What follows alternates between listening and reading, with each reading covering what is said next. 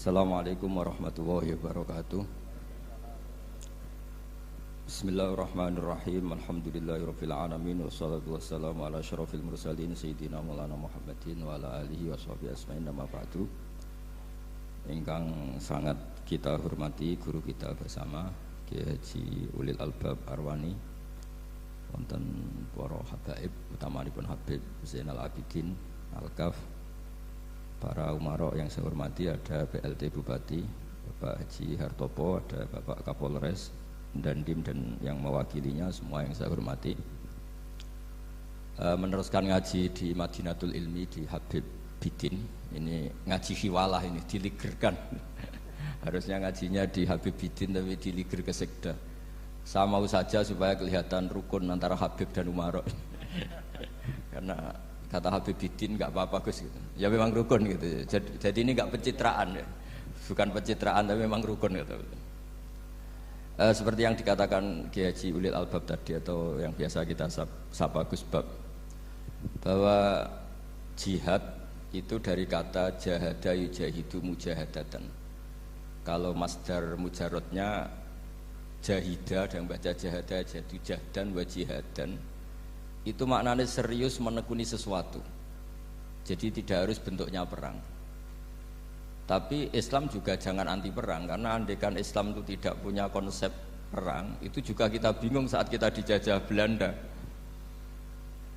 Jadi sesuatu itu pasti akan ada momennya, ada pembenarnya. Disebut kalau dalam fikih muqtadul hal.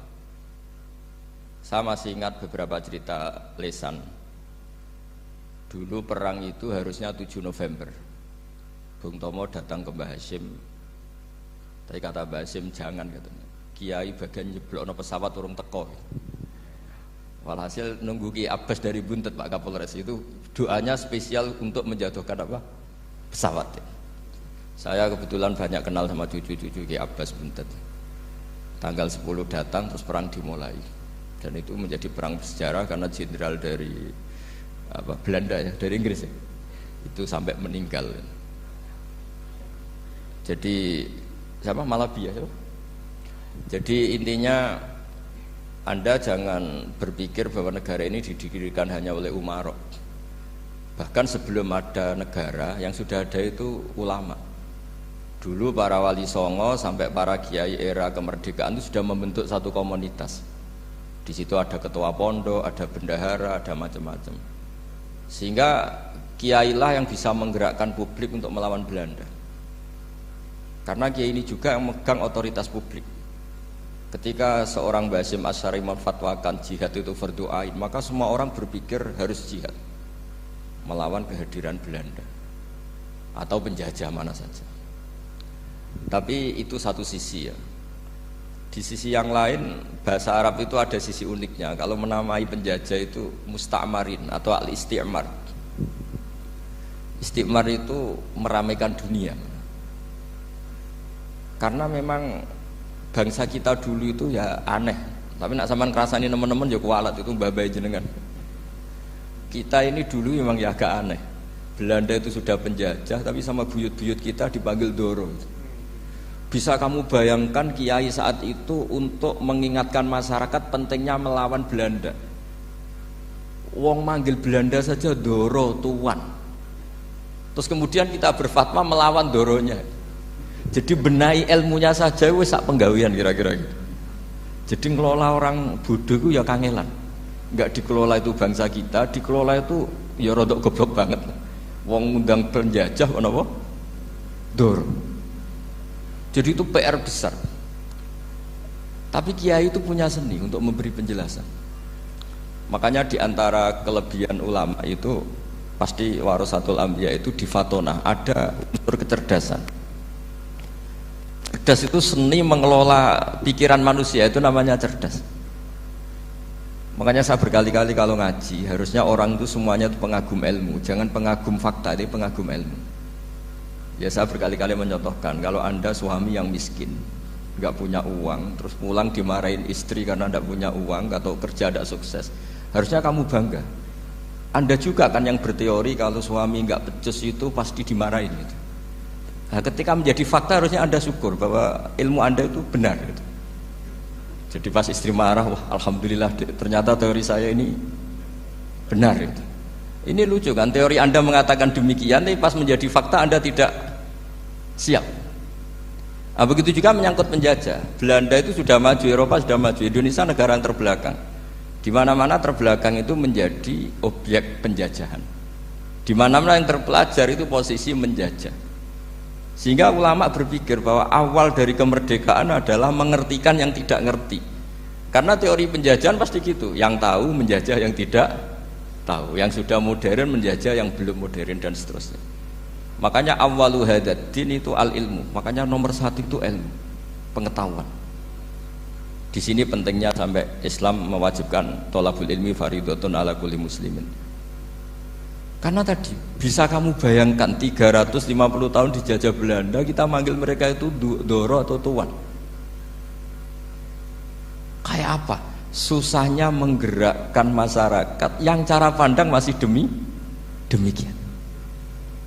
Lah kiai-kiai pada berontak dibikinkan masjid di alun-alun, diberi otoritas beragama sehingga dikira Belanda ini baik. Padahal ini dulu ya niatnya menina bubukkan biar tidak ada pemberontakan. Walhasil singkat cerita, kiai-kiai yang sudah di Mekah termasuk Mbah Hashim, beliau ketemu Muhammad Iqbal, ketemu beberapa ulama dunia, tahu bahayanya mustakmarin tadi. Terus akhirnya kiai-kiai kumpul-kumpul fatwa resolusi nopo jihad. Jadi ini mukaddimah sebagai pembenaran, sebagai setuju saya sama Kiai Haji Ulil Albab bahwa nomor satu itu jihad. Tapi jihad tadi pemaknanya harus utuh. Kalau kondisi perang ya perang, kalau kondisi stabil ya jihad untuk memajukan apa? Indonesia. Dan itu saya ulang lagi dimulai dari ilmu. Sebelum saya ngaji Minhajut Thalibin saya cerita ilmu itu apa? Ilmu itu sederhana, sesuatu yang mudah. Karena ilmu itu fitratallahi allati fataran nasa napa? Misalnya begini, saya orang miskin, nggak punya apa-apa. Sudah nggak punya apa-apa, nggak punya jabatan, terus keluarga yang nggak pati loyal, mungkin istri ada ngidolakan kita, bahkan anak kita sendiri juga nggak ngidolakan kita. Itu kan sial-sialnya orang, anak kita aja nggak pernah ngidolakan kita. Tapi untuk bahagia itu sebenarnya sederhana. Sederhananya begini, orang pinter itu ingin mempertahankan kehidupannya, terus pinter sampai berobat habis banyak ke Belanda, ke Jepang supaya mempertahankan nyawanya. Nah, si miskin ini kalau dia setiap makan, ya Allah, saya dengan makan ini mempertahankan nyawa saya. Sehingga makan itu satu kajian ilmiah bahwa ini luar biasa. Bahwa orang punya Alphard, punya uang 1 miliar, itu tidak mempertahankan sesuatu yang pokok, yaitu nyawa. Orang tidak punya Alphard itu hidup, nggak punya uang 1 miliar hidup. Tapi kalau nggak punya nasi 1 piring, nggak punya air 1 gelas bisa mati. Artinya apa? Orang miskin itu yusyarikul aghniya, sama dengan orang-orang kaya dalam hal kepemilikan hal-hal yang pokok. Tapi kadang-kadang orang miskin itu ya nyon sewu agak belagu, sudah miskin ingin punya Alphard, sudah miskin ingin punya uang, ya dia tersiksa. Harusnya cara berpikir nggak punya Alphard tuh masih hidup, nggak punya uang 1 miliar masih hidup. Yang punya Alphard hidupnya juga pakai nasi 1 piring, yang punya uang 1 miliar juga pakai nasi. Ya kalau itu kan sama, saya punya. Kalau gitu kan bisa miskin rasa kaya. Itu memang harus dilatih. Nah, kalau orang kaya kan rumahnya banyak di mana-mana. Memangnya kalau rumahnya banyak di mana-mana terus tidur di sini 1 jam, di rumah itu 1 jam, malah nggak bisa tidur kan? Tetap aja yang dipakai 1 kamar. Itu gunanya apa punya rumah banyak? Setidaknya zaman miskin itu dia berpikir gunanya apa punya rumah banyak, dipakai ya hanya 1. Meskipun suatu saat kalau dia kaya juga berpikirnya agak rubah. Ya penting punya rumah banyak biar kemana-mana punya rumah, nggak apa-apa. Tapi sementara masih miskin jangan berpikir seperti itu. Nah yang menjadi miskin kacau kan sudah miskin berpikirnya gaya orang kaya, itu kecelakaan. Lah itu ilmu, maksud saya itu ilmu. Sehingga dulu Nabi ngajari orang miskin itu sederhana. Ketemu orang miskin sama Nabi diajarkan. Nabi diantara ajarannya begini. Ada seseorang man asbaha, orang yang setiap harinya mu'afan fi jasadi, dia sehat, aminan fi sirbi, negara dalam keadaan aman, tidak dalam ancaman.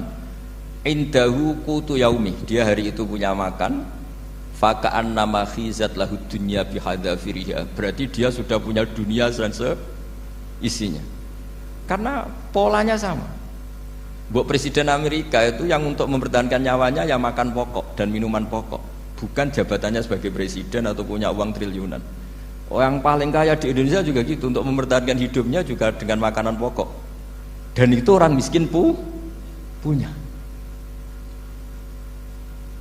Nah, kehidupan paling top itu apa? Ya kehidupan yang mempertahankan nyawa itu yang paling top, lainnya itu enggak. Karena mempertahankan nyawa ini super penting dan orang miskin bisa. Nah, saya berharap ilmu seperti inilah menjadikan dulu itu kuat ketika melawan Belanda. Kenapa kuat? Karena mereka gampang syukur. Barokahnya gampang syukur itu selesai dengan dirinya sendiri. Kalau bahasa intelektualnya itu, orang kalau sudah selesai dengan dirinya sendiri bisa berpikir memanfaati pada orang lain. Nah, dulu orang-orang miskin ketika era sahabat, termasuk era para ulama yang mendidik para umatnya, itu selesai dengan dirinya sendiri. Nah sekarang banyak orang miskin juga termasuk orang kaya, bahkan belum selesai dengan dirinya. Wah itu angel, ngajak jihad angel, karena dengan dirinya saja belum selesai. Maka masyhur itu kan ketika perang Tabuk ada orang datang, kira-kira kalau Indonesia pakai beras 4 kilo, ya Rasulullah yang 2 kilo tak kasihkan keluarga kami supaya bisa makan, yang 2 kilo tak kasihkan jenengan untuk biaya perang. Perang Tabuk itu perang tersulit, disebut perang Dhatil Usra. Sekarang hitung saja, ini coba dihitung, mungkin yang bagian kasir tahu. Kalau 2 kilo kali 3.000, umat Islam pas itu sekitar hampir 3.000 itu sudah 6.000 kilo. 6.000 kilo itu artinya apa? Orang miskin ketika perang membiayai dirinya sendiri, itu satu. Kedua, dengan mental memberi, orang ini tidak tamak. Barokahnya tidak tamak, tidak nyalahkan yang kaya. Efek dari itu apa ketika perang Tabuk? Sumbangan dari Sayyidina Utsman yang jumlahnya besar sekali, yaitu diantaranya 1.000 dinar. 1 dinar kira-kira 4,25 gram, berarti sekitar 4.000 gram. Itu bisa diberikan alat perang. Sumbangan dari Abu Bakar juga bisa dipakai beli kuda untuk perang. Nah bayangkan kalau kebutuhan orang miskin ini untuk makan itu nggak mau urun. Wah usaha miskin nggak perlu urun, nah usaha miskin dipakai alasan terus. Maka jumlah 3.000 ini akan mengurangi anggaran untuk belanja peralatan perang, karena untuk konsumsi orang miskin. Udah gitu kadang mangane tanduk itu kan repot. Wes miskin mangane tanduk, nak antri mo kan ribet. Artinya apa? Perang ini tidak fokus karena ngurusi konsumsi untuk orang-orang miskin. Nah, dulu zaman Nabi orang miskin pun semuanya heroik. Mereka dibantu gak mau, inginnya bantu. Sampai dicibir sama orang munafik. Apa gunanya sedekah 2 kilo? Wong perang ini perang besar antar negara. Pas itu mau perang melawan Romawi. Sampai orang munafik bilang alladzina almizuna almuttawwiina minal mu'minina fis sadaqati walladzina la yajiduna illa juhdahum faskharuna minhum. Orang-orang munafik digambarkan Allah orang-orang yang mencibir sedekah kecil. Wong untuk perang besar kok sedekahnya hanya 2 kilo. Tapi yang mahal bukan 2 kilonya.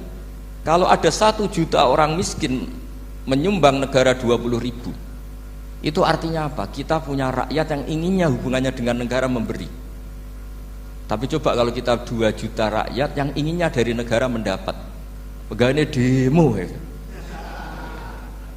Nah ini ajarannya Nabi yang luar biasa. Dulu Nabi itu bisa mendidik orang miskin pun bermental memberi.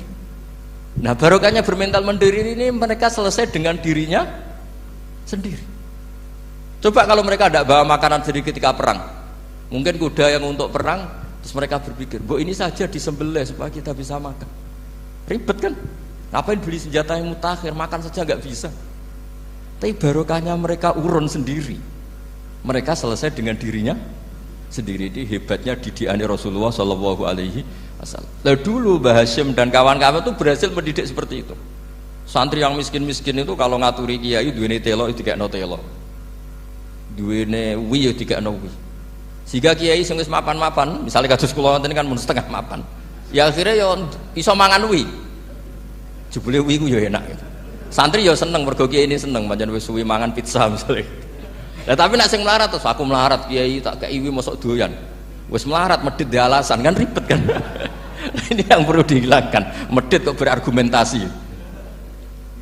Tapi yang mahal itu bukan winya, mental memberi. Orang itu kalau mentalnya memberi itu berarti selesai dengan dirinya. Tapi kalau tidak bermental memberi pasti tamak. Dan tamak itu mesti menghakimi orang lain. Maka dalam kitab hikam diterangkan penyakit terberat itu tamak. Kenapa? Karena orang kikir itu tidak ada, kata-kata kitab hikam, bukan kata saya. Yang ada itu tamak. Misalnya gini, saya kenal PLT Bupati Kudus, tidak pernah saya bilang beliau kikir, tapi sekali saya pernah ngajukan proposal tidak kesampaian. Wah, beliau medit. Jadi saya menvonis medit itu sebetulnya ya karena punya keinginan tidak kesampaian. Coba kalau ndak, gue medit orang serap penting. Misalnya anak-anak muda sama orang-orang cantik di Jakarta, pernah nggak kamu bilang itu sombong? Ndak kan? Setelah kamu bilang, Mbak aku ingin kenalan mbak sampean, terus dia agak mau, baru kamu bilang sombong karena keinginan kamu ndak. Nah, bayangkan kalau orang bermental tomak, kayak apa bangsa ini? Nah, sahabat itu dididik oleh Nabi, tomak itu selesai karena keinginan mereka memberi.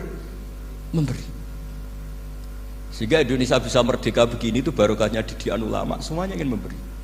Dulu belum ada negara, tentara-tentara kemerdekaan kalau di kampung-kampung itu ya dibiayai donatur-donatur, termasuk bahasa saya, bu saya dulu.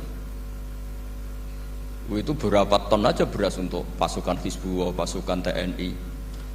Dia aja ada Daud berih, ada yang baca berueh.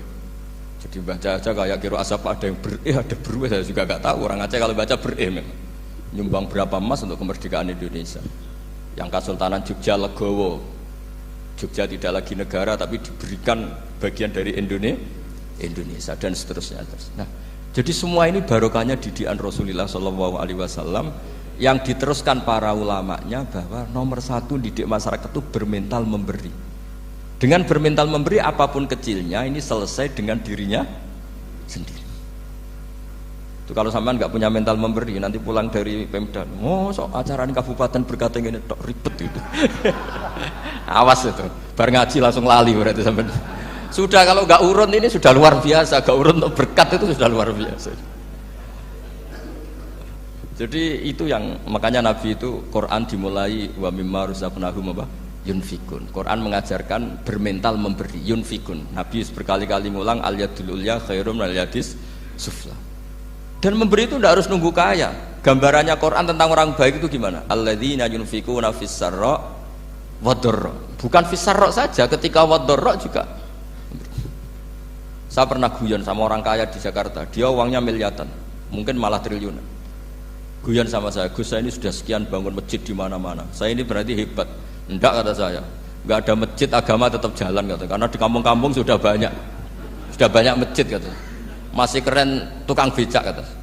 Kok bisa Gus? Sampai nyumbang masjid 1 miliar, itu masjid apa kata saya? Ya masjid-masjid besar. Nah itu paling dipakai kubah atau menara atau apalah yang tidak mendesak. Tapi kalau orang miskin ngutangi orang miskin itu kalau nggak utang hari itu nggak makan. Kan nggak mungkin tukang becak ke utang ada bank atau orang kaya raya kan kenal saja ndak. Mesti orang miskin utangnya sama orang miskin. Saya kalau orang kaya utang Habib Bidin mesti mau beli Innova karena level orang elit jadi utangnya itu beli Innova, aksesoris Innova, seri terbaru. Tapi kalau orang miskin sama orang miskin utangnya itu beras untuk nyawa ya. Artinya apa? Kalau saya diutangi Habib Bidin untuk beli Innova itu ganjarannya itu sekunder. Tapi kalau sesama orang miskin itu ganjarannya primer. Keren mana? Hutang-hutangannya orang miskin sama orang kaya. Satu menyelamatkan nyawa, satu menyelamatkan citra. Dia baru sadar, ternyata orang miskin lebih hebat ketimbang saya, lebih hebat tapi tidak usah ditiru kata saya. Cuma dia menjadi tidak sombong sekian miliar yang disumbangkan ke masjid karena dia menjadi tahu ternyata itu tidak bangga. Nah kecuali masjid-masjid yang kamu nyumbang memang masjid perintis di daerah-daerah yang belum ada masjid. Kalau masjid-masjid besar itu kan kadang kebutuhannya sudah selera bukan pokok. Nggak saya ini cerita ya jadi supaya orang tahu lah. Zaman Nabi itu orang sudah selesai semua dengan dirinya sendiri. Jadi maksud saya Islam nggak apa-apa tanpa masjid itu masjid yang sudah sifatnya selera. Indonesia kan masjid sudah sifatnya selera semua. Yang dikatakan masjid pokok kan yang dipakai sholat bisa, dipakai alat sesuci bisa. Tapi kalau sudah selera ya pondasinya harus begini, lampunya harus dari kristal, terus kubahnya itu sudah selera. Nah rata-rata sumbangan yang miliatan itu kan sudah ke selera. Sementara orang miskin utang-utangan sama orang miskin untuk menyelamatkan apa coba? nyawa. Artinya para orang miskin jangan kecil hati, wah saya sedekah hanya 2 kilo, tapi 2 kilo nyawa. Dan itu pahalanya luar. Nah ini ilmu asal saja. Nah kiai itu berhasil seperti itu sehingga orang-orang miskin dulu tuh ngrumat tentara itu ya nganggo wi, nganggo telo, bahkan ada yang pakai apa itu Pak Hartopo itu pisang itu, arasnya pisang itu, gronggolnya pisang sudah dipakai saja Pak tentara. Tentara di mana-mana bisa makan. Coba kalau yang ngamal yang kaya tok itu tidak cukup. Tapi barokahnya yang miskin juga ikut ngamal itu cukup karena yang miskin itu mayoritas. Jadi didukung kaum miskin itu pasti menang lah kan kira-kira gitu. Karena di mana-mana orang miskin itu banyak. Menemukan orang kaya itu nyari data. Kalau menemukan orang miskin seketemunya pasti ketemu. Dan orang miskin ini dididik ulama untuk berkontribusi. Sehingga banyak tentara yang ketika dicari Belanda pura-pura jadi petani. Ini juga yang menyelamatkan orang miskin. Nah, ulama dulu itu orang paling sukses mensuasanakan seperti itu. Nah, itu yang diceritakan di perang Tabuk, mimpa di maka tazihu qulubu fariqim minhum. Jadi perang Tabuk itu perang di antara yang paling diceritakan Allah berkali-kali apa? Ya Rasulullah tadi malam saya buruh dan ini dapat 2 sok, ya kira-kira berapa kilo lah. Yang separuh untuk keluarga kami, yang separuh saya sumbangkan ke jenengan. Lu coba perang antar negara hanya menyumbang 2 kilo beras, bayangkan. Tapi nilainya bukan 2 kilo. Kalau 2 juta rakyat Indonesia nyumbang 2 beras, artinya hubungannya dengan negara hubungan ingin memberi. Dan barokahnya hubungan ingin memberi, ora pati kecangkeman tomak, ora pati kakean menuntut. Ini yang mahal itu yang enggak ternilai itu. Dan itu menjadi kekuatan yang luar biasa sehingga umat Islam bisa mengalahkan pasukan Romawi. Nah, Indonesia dulu kira-kira seperti itu prakemerdekaan. Ya itu saja sebagai mukaddimah Hari Santri. Terusnya ngaos Minhajut Thalibin. Ini sudah sampai bab salam. Kemarin bab sujud, sekarang bab salam ya. Bismillahirrahmanirrahim. Watsani asyara assalam. Ya kita tahu secara i'rab kalau sani pakai i'rab isim mangkus, tapi untuk asyara tetap mabni nasab, mabni fathah maksudnya. Jadi semua ulama ngendikan adat mulai ahada asyara sampai tis'ata asyara tetap berstatus mabni apa? Fathah. Sehingga di Quran inni ra'aitu ahada asyara kaukaba. Terus di surat Mudassir alaiha tis'ata asyar. Padahal itu jadi mubtada muakhir. Berarti alaiha itu tetap yang ngatasin neraka tis'ata asyara utawi 19. Tetap bacanya bukan tis'atu asyarin tapi tis'ata asyara. Jadi kita tahu secara hukum nahwu adat mulai ahada asyara sampai tis'ata asyara itu mabni apa? Fathah. Cuma khusus sani asyar yang saninya ini berstatus mangkus karena ada yaknya itu. Watsani asyar assalam wa aqalluhu assalamu alaikum wal asoh jawazu salamun alaikum. Qultu al asoh al mansus la yujzi'uhu. Jadi ulama itu ya lucu. Yang satu bilang al asoh boleh salamun alaikum tanpa al. Tapi kata Imam Nawawi al asoh harus assalamu alaikum. Sama-sama diklaim sebagai kaul paling apa? Asoh. Karena seperti kita tahu dalam bab fikih perkhilafan ulama itu rahmat. Ya saya ulang lagi, perkhilafan ulama itu rahmat. Contohnya ya ini, saya ulang lagi ya. Nomor 11 itu. Wasani asyar iku assalamu.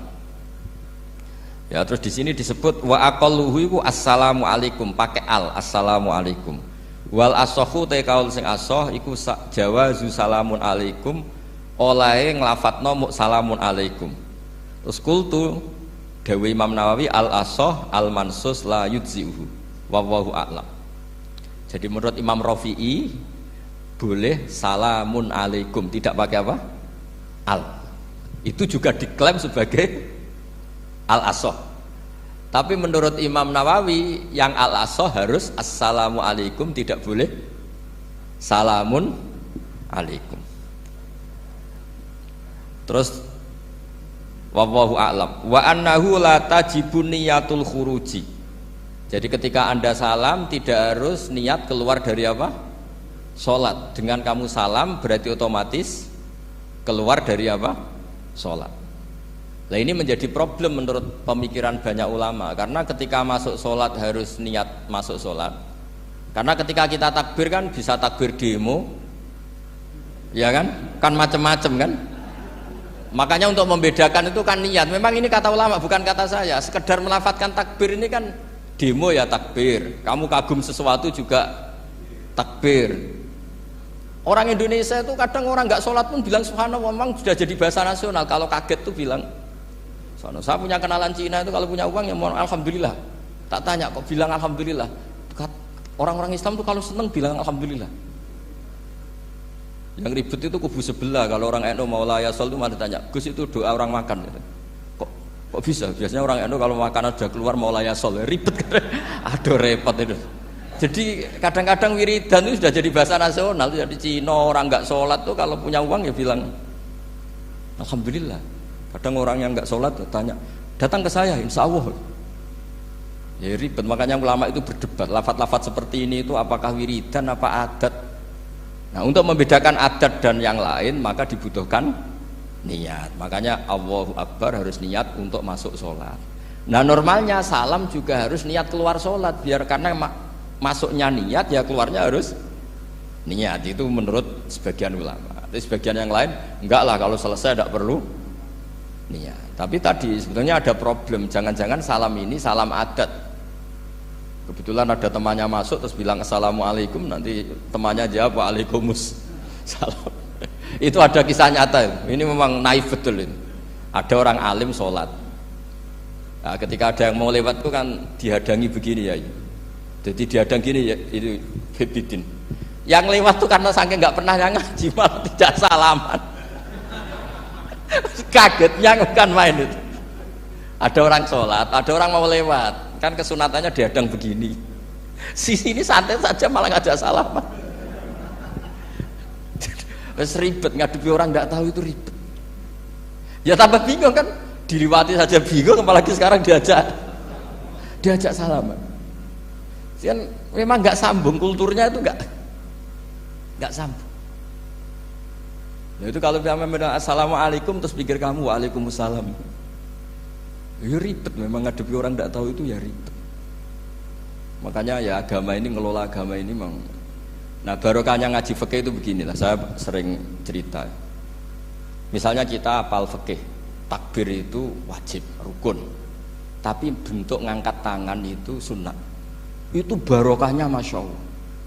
Andai kan kita menentukan kaifiyahnya, mungkin kita sok suci. Itu pernah ada peneliti cerita ke saya, Gus saya neliti orang NU itu pusing. Kenapa? Takbirnya beda-beda. Ada yang terlalu semangat, Allahu Akbar. Apalagi yang was-was, wah itu semangatnya Masya Allah. Malah ada yang tanya, itu takbir berkali-kali itu madzhab apa? Jadi orang was-was cobalah bertobatlah, itu jangan sampai jadi madzhab baru. Kalau yang was-was orang bodoh gak masalah. Coba kalau dia orang alim alama, nanti muridnya juga niru. Oh ternyata takbir yang satu 3 kali itu. Oh ternyata takbir yang saya itu 7 kali. Itu kalau dia jadi imam. Kalau dia jadi makmum nyampai ini pinggirnya, sampai pinggirnya takut kan bulan baleni. Ada yang kayak orang nggak punya uang, Allahu Akbar tangannya diangkat separuh saja enggak. Itu kan, tapi itu enggak ngefek di Indonesia karena dari awal kiai-kiainya ngajarin ngangkat tangan itu nah caranya juga agak ditentukan, terserah kamu. Begitu juga posisikan tangan itu juga sunat. Sehingga kalau sampai ke Turki atau kemana-mana itu ada yang kayak orang baris, ya kan? Habis takbir ya sudah. Ada yang sendakapnya beda-beda. Ada yang nutupi iga yang hilang katanya, sampai begini. Ada yang santai begini. Oh pokoknya nggak jelas. Sehingga itu kalau di militer ini ada Pak Dandim itu juga bingung ini nggak protap ini kan. Tapi kalau di fikih itu memang kalau sekali nggak diwajibkan terserah masing-masing. Ada yang kayak orang baris, ada yang sendakep begini, katanya apa? Nutupi iganya yang hilang. Wadah yang sambil laras-larasan, macam-macam. Tapi barokahnya ilmu fikih itu diputuskan memang dari awal tidak wajib. Yang wajib itu takbirnya. Maka duduk juga begitu, meskipun kita sepakat duduk tahiyat ula namanya iftiros, duduk tahiyat akhir namanya tawarruk, itu harus kita vonis, kita hukumi sunnah. Cara seperti itu sunnah. Wa ayyu qu'udin qa'ada sohat sholatu, seperti kemarin di Minhajul Thalibin, dengan duduk gaya apa saja sholatnya tetap sah. Sehingga kalau kita di Arab misalnya pas haji, orang Arab itu memang ya agak kacau. Orang Indonesia itu kalau sholat duduk itu kan memang benar-benar sakit. Sakit sudah agak mau mati itu benar-benar sholat baru duduk. Orang Arab itu enggak. Sholat duduk pakai kursi. Soft itu enggak ada orangnya, ada kosong. Itu jalan kaki, kursinya di bawah. Wong bawa kursi kuat kok sholat duduk. Kalau orang Jawa kan, saya juga iskal. Orangnya kalau bawa kursi kuat pindah-pindah tapi kok sholatnya. Kalau orang Jawa agak kebayang, kalau sholat duduk emang bener-bener sakit. Terus saya pernah ditanya lagi sama orang, Gus, di Mekah itu kok banyak orang bawa HP, terus kalau ditelepon diangkat soli, itu mazhab apa? Mazhab geblek kata saya. Tapi ini kan orang Arab, kan seakan-akan terus mewakili internasional kan, karena pusat banyak tuh. Ditelepon digoleki telepone wong sak akeh golek ini tok wis kangelan ya. Warang ketemu soli patene. Nah, kita kan diajarin di kiai-kiai Indonesia kalau itu membatalkan apa? Sholat. Jadi ribet. Nah, barokahnya kitab-kitab seperti ini, meskipun kita di Indonesia itu mengikuti panduan yang diarahkan atau yang dibagukan oleh ulama-ulama dulu. Nah, Indonesia itu makanya berkah. Saya sering ketemu ulama Mekah itu kalau muji haji Indonesia luar biasa. Bukan sekedar sopannya. Memang cara hajinya itu nyari kaul yang disepakati itu sah. Karena memang dilatih KBIH, dilatih Kemenak, masih dilatih kiai setempat. Meskipun niatnya ya kadang tidak baik. Saya pernah tak tanya, kenapa kamu latihan haji sebegitu? Kalau sholat kok enggak? Sholat gak sah, gak apa-apa, Gus gak bayar, ini kaji. Oh ternyata dia itu sholat bedino ratau kursus baik kulon. Bareng apa kaji oleh takok tenan, tak takok. Oh sholat kira tahu takok, nak kaji kok takok. Nak sholat rasa gak iman, Gus gak bayar, ini kaji. Wah, sebenarnya kurang ajar kata saya. Jadi ternyata sekarang terkuak. Kenapa orang-orang awam tuh kalau kaji kok semangat belajar? Semangatnya sama dengan sholat apa di bawah haji jauh sholat itu? Berpuluh-puluh tahun sholat itu dengan gaya yang nggak ada perkembangan. Tapi haji pisan langsung keren. Ternyata karena bayar ya. Apa perlu ditiru? Sholat harus bayar supaya ini supaya. Ya itu alasannya itu. Nak haji rasa berat Gus, apa? Bayar Gus. Nak sholat rasa nggak bayar wae maksudnya. Padahal kalau kita ngikuti as-sholat imaduddin, sholat dengan haji itu afdal mana? Afdal sholat, harusnya lebih serius belajar sholat ketimbang belajar haji. Tapi setahu saya nggak ada kan KBIS itu, kelompok bimbingan ibadah sholat. Jadi ini kritikan saya, semoga didengar ya. Cobalah. Padahal ini Raden Asnawi di Karang pesolatan, supaya orang tuh sholatnya benar ya, sholatnya benar. Ya jadi ngaji fikih seperti ini setidaknya Anda menjadi tidak mudah mengadili orang lain. Bahwa sholat itu yang takbir tok yang wajib. Misalnya baca ya Fatihah tok, sehingga kalau ada imam lupa baca surat ya gak apa-apa, memang dari tidak wajib. Jadi pemilahan wajib dan tidak ini penting supaya tidak menghakimi pada yang lain. Jangan sampai perilaku kesolehan itu menjadi bentuk yang mengadili, nggak boleh. Itu Pak Kapolres. Kalau di ilmu fikih itu ada ulama penjaga ilmu itu ekstrim-ekstrim. Dulu ada sahabatnya Nabi namanya Jabir bin Abdillah. Ini ada di kitab Bukhari, di kitab sholat. Ya maksudnya al ilmu tentang sholat. Itu semua yang di masjid itu sudah pakai jubah, pakai gamis. Kalau orang Indonesia mungkin ya pakai hem, pakai baju batik, pakai. Itu dia datang malah gamisnya dicopot, gamisnya dicopot, imamannya dicopot, terus tinggal pakai satu sarung, terus dicancang di sini akidan benatorofaihi ala atik, dicancang begini, kayak cerita-cerita di perang pahlawan itu, hanya dengan pakai sarung satu dikalungkan gitu. Terus ada orang-orang tabiin bilang gini, ungzuru ila ashabi Rasulillah, ini sahabatnya Nabi kok sholat dengan cara seperti itu, nggak islami banget ya, nggak keren banget lah. Terus kata Jabir bin Abdillah, saya sengaja melakukan ini supaya kamu tahu bahwa batas aurat yang dimaksud Nabi seperti ini. Shalla Rasulullah sallallahu alaihi wasallam fi izarin wahid akidan baina tarafaihi ala atiki. Saya pernah melihat Nabi sholat seperti saya ini. Tapi barokahnya itu akhirnya diketahui kalau batas auratul rajul hanya mabena surah war rukbah. Andai kan tidak ada perilaku Jabir seperti ini, orang akan ngira bahwa syaratnya sholat itu harus pakai jubah, syaratnya sholat harus pakai hem. Akhirnya orang-orang yang kebetulan tidak pakai jubah, tidak pakai hem bingung. Misalnya dia katoan seperapat, pakai kaos, neng tengah hutan, rasa sholat, aku ranggo jubah, ribet kan? Artinya apa? Ilmu ini harus dijaga konstitusinya, barokahnya perilaku Jabir ini, orang tahu batas aurat. Jadi yang lainnya itu mukamilah atau kesunatan. Nabi juga seperti itu. Semua sahabat itu tawaf itu musyatan, berjalan. Tapi Nabi sebagai tokoh dan pas itu sehat. Saya ulang lagi, pas itu sehat. Ini hampir semua ulama bilang pas itu Nabi sehat. Nabi malah naik unta. Itu kata Imam Nawawi dalam kitab Masbu', Nabi naik unta itu lebih afdol ketimbang yang jalan. Padahal trennya ibadah kan al-ajur bi qadrit ta'ab. Karena apa kata Imam Nawawi? Itu menjadi konstitusi ilmu bahwa syarat sahnya tawaf tidak harus jalan. Andai kan Nabi saat itu kok ikut jalan, maka dikira di antara syarat sahnya tawaf harus jalan. Maka kita kebingungan ketika pakai kursi roda karena tidak punya rujukan hukum. Tapi barokahnya Nabi pakai berkendara, orang menjadi tahu oh Nabi itu berjalan itu tidak menjadi syarat sah. Berkendara juga boleh. Ya ada juga sahabat yang sengaja omong-omongan, maksudnya tawaf kan kudune meneng wiridan, tapi ada aja omongan untuk menunjukkan kalau ngomong itu tidak membatalkan tawaf. Sampai seperti itu ulama menjaga konstitusi ilmu. Makanya nyuwun sewu kayak kita ini yang anaknya tokoh, apalagi ini di sini ada Gus Albab, termasuk ada saya, yang anak-anaknya tokoh itu memang sudah harus mulai biasa lah. Karena dulu kalau soleh kebangetan itu ngel-ngel orang.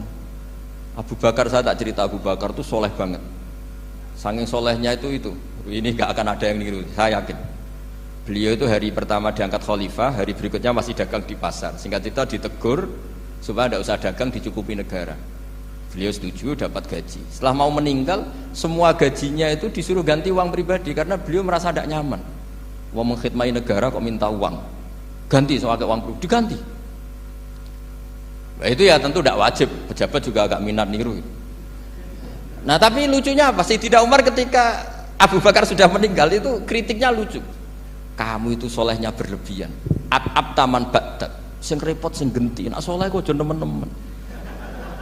Mesti nak soleh ya dikira-kira lah, aja nemen-nemen. Sakake sing ngenteni repot. Makanya saya sering jagungan sama putra-putrane Mbah Mun itu keluarnya gitu. Abai wis alim, ganteng. Pengaruhnya gede, aduh diterima semua pihak, repot sing gede ku. Mulane kula niku husnudzon nek ana kiai kok pas-pasan iku mesti wis iku dianggap strategi lah dengan cara seperti itu. Loh iya loh, kalau misalnya kita hanya Kapolres itu anak kita kan bisa Kapolda. Tapi kalau kita sudah Kapolri itu anaknya juga jadi Kapolda belum kayak bapaknya kan. Jadi Kapolres belum kayak. Jadi kalau bapaknya hanya Kapolres kan anaknya masih gampang lah, nanti Kapolda sudah ngelangkai kan. Jadi kadang-kadang itu artinya ulama dulu itu hebat cara. Makanya kamu jangan kaya-kaya banget, jangan sukses-sukses banget, kasihan anak kamu nanti ini. Kasihan. Makanya saya sebenarnya jadi kiai itu yang ingin bener-bener banget, tapi sakit santriku lah kira-kira.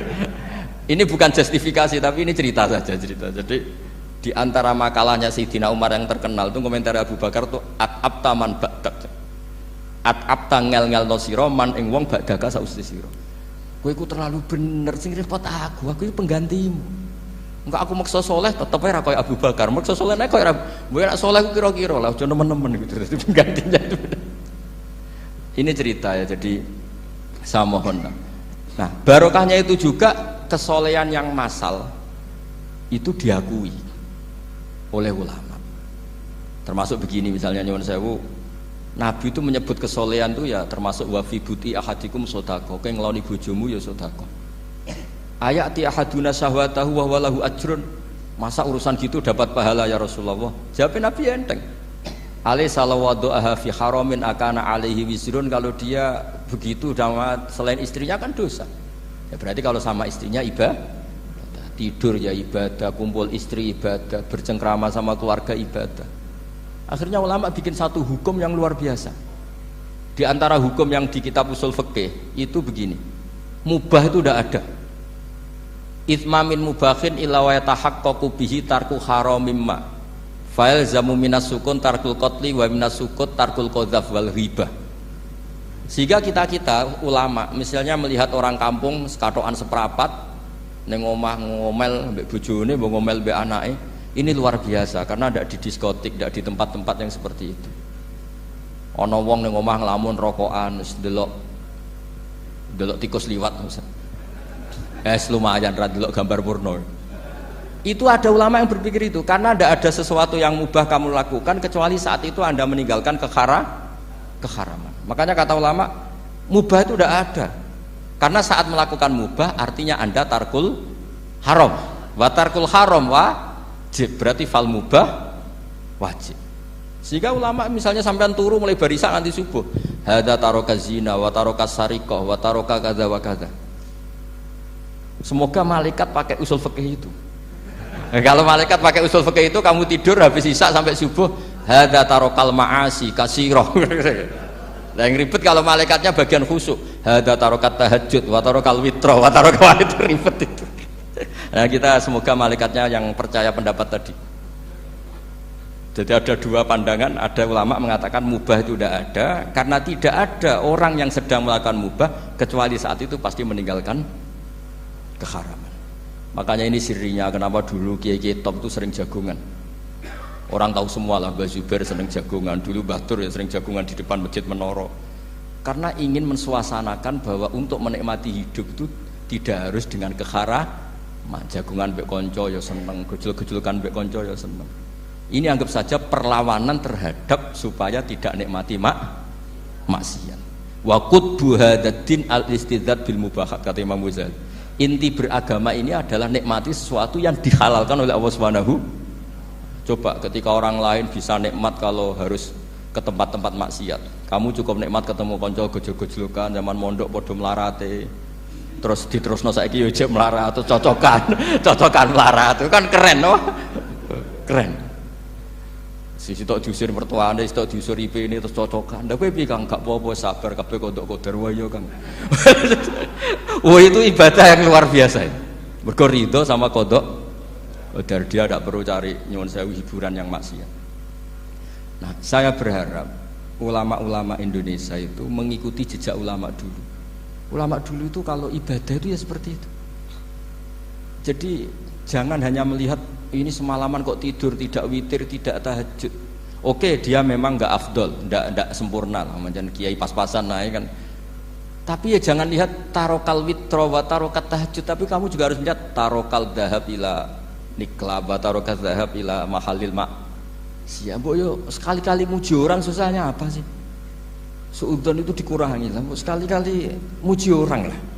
Jadi kalau ada orang tidur, hada tarokal maasi, alhamdulillah. Meskipun ya rada damu-amu sidik tarokal maasi wa tarokat toat.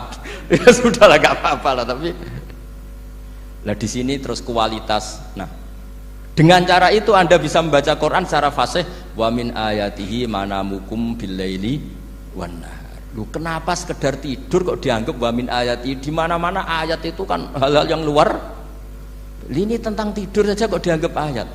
Itu bisa dimaknai keren kalau Anda pakai kaidah usul fikih, yaitu dengan tidur berarti Anda meninggalkan sekian maksiat. Sehingga disebut wa min ayatihi manamukum billaili wan nahar. Nah, saya berharap konstitusi seperti ini jalan terus. Ya saya baca ya sampai salam selesai. Wa akmaluhu assalamualaikum warahmatullahi marroten yaminan wasimalan. Multafitan fil ula hatta yura khadduhul aiman. Tapi itu hanya akmal loh ya. Jadi ukuran paling sempurna kalau salam itu melengak ke kanan sampai dengan pengandaian ini bisa dilihat dari belakang. Tapi tetap saja itu ukuran apa? Akmal, tidak menjadi syarat sah. Jadi ya sampai melengak gini sampai kira-kira terlihat dari apa? Belakang. Tapi ukuran itu tetap akmal hatta yura khadduhul aiman. Wa fisaniyah saat terusnya alisar terus nawian assalam alaman an yamini wa yasari minal malaikati dia meniatkan salam itu kepada orang-orang di sisi kanannya, mulai malaikat dan manusia dan jin.